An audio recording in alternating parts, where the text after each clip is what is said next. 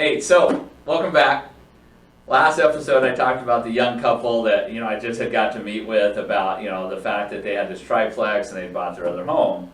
This one is a different conversation that might be more applicable to you, and literally I just had it. Young guy bought a single family home a couple years ago.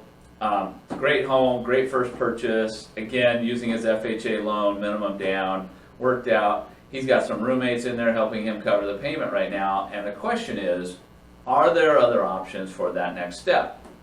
So he's an advocate and a watcher and a subscriber to Monopoly in Real Life, and if you're not, you should be. So feel free to hit the subscribe button and share with your friends. But here's his story. Single family home. Is it time to refinance? Should I get out of my FHA loan? Should I look at my other options? What can I do? So we start looking at it and we start running numbers and we start talking about the options. Well, here's the reality. He can keep that home. We can refinance it, but they're not a big savings each month.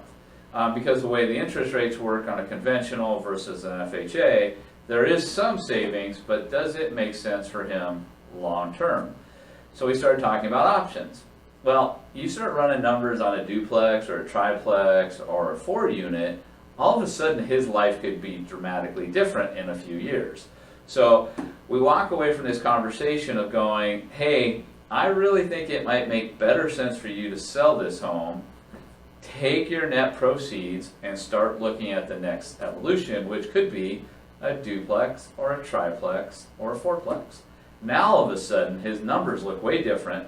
His personal monthly payment goes down because he's going to move into one of those units, but he'll have tenants covering the other parts of those units. So a really, another step in the Monopoly in Real Life saga, or I shouldn't say saga, episodes, if you will. But this is why I enjoy doing what I'm doing, is because we get an opportunity to talk about what makes sense for you.